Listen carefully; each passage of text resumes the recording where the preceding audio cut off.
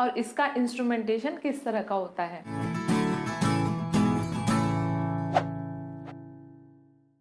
Gas chromatography. Chromatography क्या होती है? क्रोमेटोग्राफी बेसिकली एक सेपरेशन टेक्निक है। अगर हमारे पास कोई मिक्सचर ऑफ कंपोनेंट्स प्रेजेंट है, मींस इसमें अलग अलग तरह के कंपोनेंट्स हैं, जैसे डीएनए, प्रोटीन या फिर डिफरेंट डिफरेंट टाइप के केमिकल मॉलिक्यूल्स, तो इस मिक्सचर ऑफ कंपोनेंट से किसी एक कंपोनेंट को सेपरेट करने के लिए लेबोरेटरीज में जो टेक्निक यूज की जाती है उसको क्रोमेटोग्राफी कहते हैं।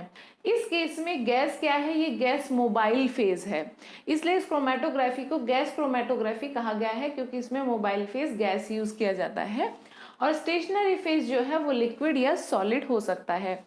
गैस क्रोमेटोग्राफी को वेपर फेज क्रोमेटोग्राफी या गैस लिक्विड पार्टीशन क्रोमेटोग्राफी भी कहा जाता है। अब इसका इंस्ट्रूमेंटेशन किस तरह का होता है और मोबाइल फेज और स्टेशनरी फेज बेसिकली इस क्रोमेटोग्राफी में, इस सेपरेशन में किस तरह से हेल्प करते हैं वो देख लेते हैं। अगर गैस क्रोमेटोग्राफी के इंस्ट्रूमेंटेशन की बात की जाए तो सबसे पहले आता है गैस सिलेंडर, उसके बाद एक बड़ा बॉक्स होता है जिसको बोलते हैं गैस क्रोमेटोग्राफ, होती है एक डिवाइस जिसको डिटेक्टर कहते हैं और डिटेक्टर के साथ ही अटैच होता है कंप्यूटर सिस्टम। तो यहाँ जो गैस होती है वो एज अ मोबाइल फेस काम करती है और वही गैस यहाँ यूज की जाती है जो सैंपल के साथ रिएक्ट ना करे। तो इसलिए यहाँ पर ज्यादातर यूज की जाती है हीलियम गैस। हीलियम गैस इसलिए यूज करते हैं क्योंकि एक इनर्ट गैस है और इनर्ट गैसेस की प्रॉपर्टी होती है कि वो किसी दूसरी स्पीशी के साथ, दूसरे कंपाउंड के साथ रिएक्ट नहीं करती हैं। और नाइट्रोजन गैस भी यूज कर सकते हैं क्योंकि ये अनरिएक्टिव गैसेस होती हैं। तो वो वाली गैस, अल्टीमेटली वो गैस यहाँ यूज की जाती है जो दूसरे कंपोनेंट या कंपाउंड के साथ रिएक्ट ना करें, जैसे कि ये मेन कैरेक्टरिस्टिक होता है इनर्ट गैसेस का। तो ये जो गैस मोबाइल फेज के तौर पर यूज करते हैं। नेक्स्ट होता है सैंपल। सैंपल उस तरह का यूज करेंगे जो या तो गैस ही हो, गैस फॉर्म में हो, और अगर लिक्विड फॉर्म में है तो वो गैस फॉर्म में कन्वर्ट हो सके, और अगर वो लिक्विड से गैस फॉर्म में कन्वर्ट हो रहा है तो उसकी एक्टिविटी में कोई चेंज नहीं आना चाहिए। तो यहाँ पर क्या होता है, ये एक बॉक्स होता है, जैसे ही गैस पास की जाती है, ये कंट्रोलर है, कंट्रोलर डिसाइड करता है कि गैस का फ्लो रेट क्या रहेगा। तो जैसे यहाँ से गैस पास करते हैं और साथ ही साथ सैंपल इंजेक्टर से इंजेक्ट करते हैं अलग से, तो ये जो बॉक्स है, इनलेट पॉइंट है ये, इसका टेम्परेचर इतना हाई रहता है कि अगर सैंपल लिक्विड फॉर्म में इंजेक्ट किया तो वो यहाँ पहुँचने के बाद गैस फॉर्म में चेंज हो जाता है। तो वो यहाँ गैस फॉर्म में जब चेंज हो जाता है तो इधर से, क्योंकि इनर्ट गैस थी, जो हमारा मोबाइल फेज है वो मूव कर रहा है, इधर से सैंपल आया जो कि ऑलरेडी गैस फॉर्म में चेंज हो चुका है हाई टेम्परेचर की वजह से, ये दोनों यहाँ पर आकर मिक्स हो जाते हैं और मिक्स होने के बाद कॉलम, ये जो कॉइल लाइक स्ट्रक्चर है ये कॉलम है, कॉलम बोलते हैं ट्यूब लाइक स्ट्रक्चर को। कॉलम ट्यूब लाइक स्ट्रक्चर होता है, बड़ा ट्यूब होता है। इस केस में ये कॉलम स्टेनलेस स्टील या फिर ग्लास का बना होता है और इस कॉलम की लेंथ लगभग 15 to 30 मीटर लॉन्ग होता है ये कॉलम। और इस कॉलम के अंदर जो फेज, स्टेशनरी फेज किसको बोलते हैं? जो कॉलम के अंदर फिल्ड रहता है, वो या तो लिक्विड हो सकता है, स्टेशनरी फेज या तो लिक्विड हो सकता है या सॉलिड हो सकता है। अगर स्टेशनरी फेज लिक्विड है तो उस केस में गैस क्रोमेटोग्राफी को गैस लिक्विड क्रोमेटोग्राफी कहा जाता है। अगर स्टेशनरी फेज सॉलिड है तो इस क्रोमेटोग्राफी को गैस सॉलिड क्रोमेटोग्राफी कहते हैं। तो मोबाइल फेज इस फेज को इसलिए बोला क्योंकि ये सैंपल को हेल्प कर रहा है मूव होने के लिए, इस कॉलम के ऊपर मूव होने के लिए ये गैस सैंपल को हेल्प करती है। तो इसलिए क्योंकि ये हेल्प कर रहा है मूवमेंट में, इसलिए इस गैस को, इस फेज को मोबाइल फेज कहते हैं और इनर्ट गैसेस यहाँ मोबाइल फेज के तौर पर ज़्यादातर यूज की जाती हैं। तो यहाँ पर जो सैंपल लेंगे, जो स्टेशनरी फेज रहता है, ज़्यादातर लैब में ये स्टेशनरी फेज लिक्विड यूज किया जाता है और वो लिक्विड यूज करते हैं जिसका बॉइलिंग पॉइंट हाई हो। हाई बॉइलिंग पॉइंट वाला liquid as a stationary phase इसलिए यूज किया जाता है क्योंकि ये जो बॉक्स है ये ओवन है, ओवन का टेम्परेचर बहुत ज़्यादा रहता है। ये बॉक्स इस ओवन का टेम्परेचर बहुत ज़्यादा होने की वजह से वही स्टेशनरी फेज यहाँ सुटेबल रहेगा जो इस हाई टेम्परेचर पर स्टेबल रहे। तो जैसे सिलिकॉन ग्रीस एक लिक्विड फॉर्म में होता है, वो ज़्यादातर लैब्स में as a liquid phase use किया जाता है, लिक्विड स्टेशनरी फेज। उसके बाद क्या होता है, सैंपल गैस के साथ मिक्स होकर कॉलम के ऊपर मूव करेगा। कॉलम के अंदर लिक्विड सॉल्यूशन फिल्ड है जिसको हम स्टेशनरी फेज बोल रहे हैं। तो अब कॉलम में क्या हो रहा है, क्या एक्टिविटी हो रही है, उसको वो देखते हैं। अगर कॉलम के एक पार्ट को जूम करके देखते हैं यहाँ पर, तो कॉलम के अंदर किस तरह की एक्टिविटी चल रही है। तो जो मॉलिक्यूल, जो सैंपल के मॉलिक्यूल गैस के साथ यहाँ से आ रहे हैं, तो इस कॉलम पर सैंपल प्लस मोबाइल फेज जब इससे पास होता है, तो वो मॉलिक्यूल जिनका बॉइलिंग पॉइंट कम है, वो मॉलिक्यूल फास्ट मूव करेंगे कॉलम से।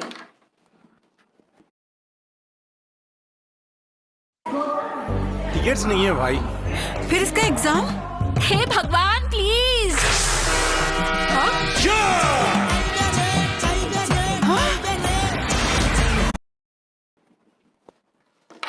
तो वो वाले मॉलिक्यूल जिनका बॉइलिंग पॉइंट कम है वो इस कॉलम से फास्ट मूव करेंगे, और जैसे ही वो मूव करके यहाँ से एग्जिट करेंगे, कॉलम से एग्जिट करने का जो कॉलम से बाहर आता है प्रोडक्ट, उसको बोलते हैं इल्यूट। जो चीज़ कॉलम से पास आउट होके आती है, तो यहाँ से जो फर्स्ट इल्यूट आया वो डिटेक्टर डिटेक्ट करेगा और साथ ही साथ सिग्नल सेंड कर देता है कंप्यूटर को।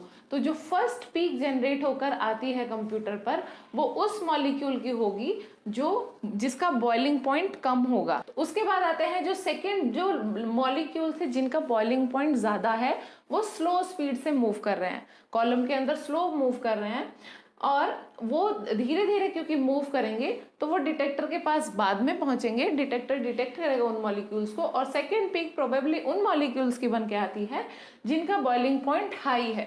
लो बॉइलिंग पॉइंट वाले फर्स्ट पीक देंगे और हाई बॉइलिंग पॉइंट वाले मॉलिक्यूल ज़्यादा सेकेंड पीक देंगे। तो यहाँ पर ये जो प्यूरिफिकेशन है ये बॉइलिंग पॉइंट के बेसिस पर हो रहा है। तो यहाँ पर जो हाई बॉइलिंग पॉइंट वाले जो मॉलिक्यूल्स थे वो स्लो मूव कर रहे हैं। इस केस में मूवमेंट का प्रोसेस ज़्यादा फास्ट करने के लिए क्या किया जाता है, कुछ केसेस में ओवन के टेम्परेचर को चेंज किया जाता है। जैसे ओवन मैक्सिमम टेम्परेचर 300 डिग्री होता है इसका, या कुछ केसेस में थोड़ा ज़्यादा या थोड़ा कम भी हो सकता है। तो ड्यूरिंग प्रोसेस जब ये क्रोमेटोग्राफी रन हो रही है, उस केस में जो हाई बॉइलिंग पॉइंट वाले मॉलिक्यूल हैं उनका मूवमेंट फास्ट हो, तो ओवन के टेम्परेचर को चेंज करते हैं ताकि ये इल्यूट हो जाए, इजीली इल्यूट हो सके हाई बॉइलिंग पॉइंट वाले मॉलिक्यूल। तो उस प्रोसेस को बोलते हैं टेम्परेचर प्रोग्रामिंग। टेम्परेचर प्रोग्रामिंग कि ओवन का टेम्परेचर चेंज किया ताकि हाई बॉइलिंग पॉइंट वाले मॉलिक्यूल इजीली पास हो सके। पहले लो बॉइलिंग पॉइंट वाले इजीली पास हो गए, लेकिन हाई बॉइलिंग पॉइंट वाले मॉलिक्यूल को इजी पास कराने के लिए टेम्परेचर चेंज किया और उस प्रोसेस को बोला टेम्परेचर प्रोग्रामिंग। अगर दोनों कंपोनेंट्स का बॉइलिंग पॉइंट सेम है तो उस केस में साइज मैटर करता है, क्योंकि ये प्यूरिफिकेशन डिफरेंट फैक्टर्स पर मैटर करता है। मेन तो बॉइलिंग पॉइंट होता है, लेकिन अगर बॉइलिंग पॉइंट इन केस दोनों का सेम है तो साइज मैटर करता है। स्मॉल साइज मॉलिक्यूल पहले पास हो जाते हैं और large size molecule slow move करते हैं कॉलम के अंदर और बाद में पास होंगे। तो ये जो फर्स्ट पीक जनरेट होके आई ये बता सकती है कि जो फर्स्ट पीक है वो लो बॉइलिंग पॉइंट और स्मॉल इन साइज मॉलिक्यूल हो सकता है, और जो सेकेंड पीक है उसका बॉइलिंग पॉइंट हाई है और शायद और साइज में लार्ज है वो। तो इस तरह से डिटेक्टर ने सिग्नल डिटेक्ट किया और कंप्यूटर पर ग्राफ बन के आया। अब ये जो ग्राफ होता है ये किस तरीके का दिखता है, इसके एक्स एक्सिस पर होता है टाइम, वाई एक्सिस पर होता है इंटेंसिटी, कि कितना कॉन्सेंट्रेशन रहा मॉलिक्यूल का जो हिट किए डिटेक्टर को। टाइम होता है रिटेंशन टाइम। रिटेंशन टाइम बोलते हैं कि जो मॉलिक्यूल था वो कॉलम के अंदर कितने टाइम तक स्टे किया, उसने कितना टाइम लिया कॉलम से बाहर आने के लिए, तो होता है रिटेंशन टाइम। तो मींस ये जो फर्स्ट पीक जनरेट हुई ये वो मॉलिक्यूल है जो कॉलम के अंदर कम टाइम स्टे किए, और लास्ट पीक जो आई वो मॉलिक्यूल्स की पीक है जो कॉलम के अंदर थोड़ा ज़्यादा टाइम स्टे किए। तो रिटेंशन टाइम के बेसिस पर एक रेफरेंस लिस्ट होती है जिसमें डिफरेंट कॉम्पोनेंट्स के नाम होते हैं और उनका रिटेंशन टाइम गिवन होता है।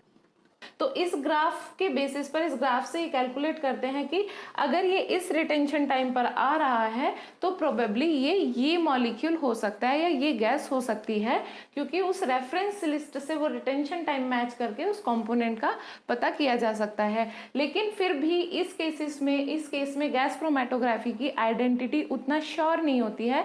ये प्योरिफिकेशन प्रॉपरली हो और अच्छे से हो तो यहाँ पर डिटेक्टर भी बहुत डिफरेंट तरीके के होते हैं। तो यहाँ detector mass spectroscopy as a detector use की जा सकती है ताकि गैस क्रोमेटोग्राफी का प्यूरिफिकेशन प्रॉपरली हो और जो आउटकम आए उससे प्रॉपरली इंटरप्रिटेट किया जा सके कि कौन से मॉलिक्यूल इस सैंपल में प्रेजेंट थे। तो यहाँ पे mass spectroscopy as a detector जब यूज करते हैं तो इस फुल इंस्ट्रूमेंट को gas chromatography mass spectroscopy GCMS बोला जाता है, गैस क्रोमेटोग्राफी मास स्पेक्ट्रोस्कोपी। अब मास स्पेक्ट्रोस्कोपी कैसे यहाँ एज अ डिटेक्टर काम करती है, उसका क्या प्रिंसिपल है, वो हम दूसरे वीडियो में देखेंगे। लेकिन यहाँ पे क्या हुआ, एक बार वापस से रिवाइज करते हैं कि गैस यूज की जो कि इनर्ट गैस थी, जो रिएक्ट नहीं करती है स्पीशीज के साथ, उसको मोबाइल फेज बोलते हैं। वो सैंपल के साथ मिक्स होके कॉलम के ऊपर रन हुआ, sample plus mobile phase. Column जो होता है उसमें दो तरीके का मटेरियल फील्ड हो सकता है, लिक्विड या फिर सॉलिड स्टेशनरी फेज हो सकता है। कॉलम के ऊपर से मॉलिक्यूल्स की जो फ्लो रेट है वो डिपेंड करता है बॉइलिंग पॉइंट पर। लो बॉइलिंग पॉइंट मॉलिक्यूल पहले पास आउट हो जाते हैं, हाई बॉइलिंग पॉइंट मॉलिक्यूल बाद में पास आउट होते हैं। तो मींस गैस क्रोमेटोग्राफी प्यूरिफाई कर रही है on the basis of boiling point या फिर कितना वॉलेटाइल है कंपोनेंट। उसके बाद ये डिटेक्टर इनको डिटेक्ट करता है। डिटेक्टर डिफरेंट टाइप के होते हैं और डिटेक्टर डिटेक्ट करने के बाद सिग्नल कंप्यूटर को सेंड करता है जहाँ से ग्राफ जनरेट होकर आता है और ग्राफ से रिटेंशन टाइम का पता किया जा सकता है। रिटेंशन टाइम जो रेफरेंस लिस्ट है उससे मैच करके कंपोनेंट का पता किया जा सकता है कि ये कंपोनेंट हो सकता है।